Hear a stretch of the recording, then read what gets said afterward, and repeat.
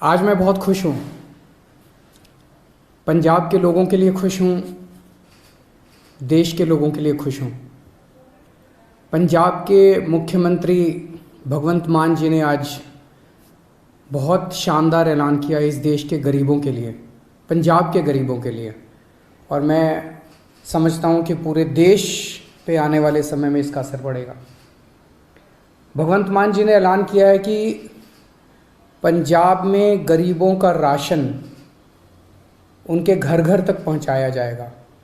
Door step delivery of ration, घर घर ration योजना। अभी आज़ादी के 75 साल बाद भी एक गरीब आदमी को अपना गेहूं चावल महीने का जो राशन होता है, जो सरकार देती है, वो राशन लेने के लिए लंबी लंबी लाइनों में लगना पड़ता है, छुट्टी लेनी पड़ती है, ढेरों तकलीफ़ें उठानी पड़ती है। आज ज़माना ये आ गया कि एक फ़ोन करो और फ़ोन के ऊपर ऑर्डर करो और पिज़्ज़ा आपके घर आ जाता है, सारा सामान आपके घर आ जाता है, लेकिन राशन लेने के लिए एक गरीब आदमी को लंबी लंबी लाइनों में लगना पड़ता है। तो घर घर राशन योजना के तहत लोगों का गेहूं या आटा या दाल जो भी है, चावल, वो अच्छी सी पैकिंग करके, बोरी में पैकिंग करके आपके घर का जितना भी बनता है वो आपके घर में सरकार हर महीने आपके घर में दे के आएगी।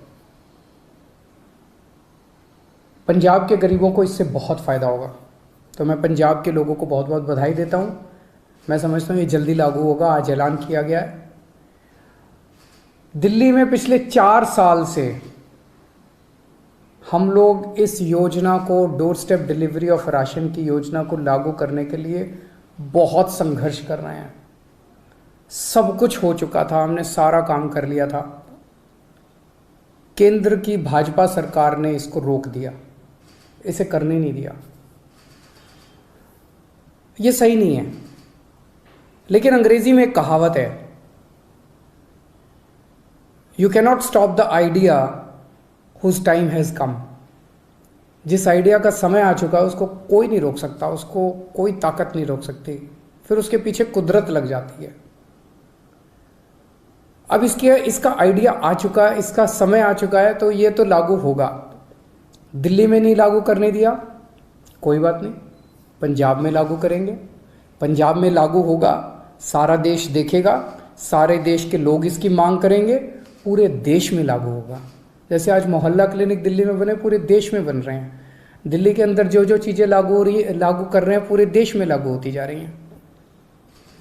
पिछले कुछ वर्षों में आप लोगों ने, सबने देखा कि किस तरह से दिल्ली के लोगों के कामों को रोका गया, किस तरह से हम मोहल्ला क्लिनिक बनाना चाहते थे, मोहल्ला क्लिनिक को 2 साल तक रोक दिया, लेकिन फिर बनाए हम लोगों ने। सीसीटीवी कैमरे पूरी दिल्ली में लगाना चाहते थे, उनको 3 साल तक फाइल रोक दी केंद्र ने। स्कूल बनाना चाहते हैं उनको रोका जाता है, अस्पताल बनाना चाहते हैं उनको रोकने की कोशिश की जाती है।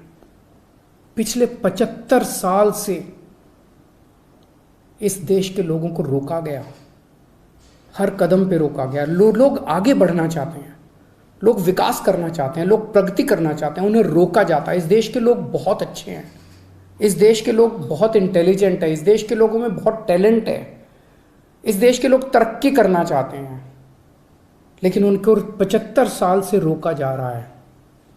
लेकिन अब लोग रुकने वाले नहीं हैं, अब लोगों ने ठान लिया, अब लोग खड़े हो गए हैं। 2 राज्यों के अंदर लोगों ने कट्टर ईमानदार सरकार बना दी है। अब ये देश तरक्की करेगा, अब ये देश आगे बढ़ेगा। मैं उन सब लोगों को कहना चाहता हूँ, सभी ताकतों को कहना चाहता हूँ जो इस देश को रोकने की कोशिश कर रहे हैं, कि आप जो मर्जी कर लीजिए, अब ये देश रुकने वाला नहीं है।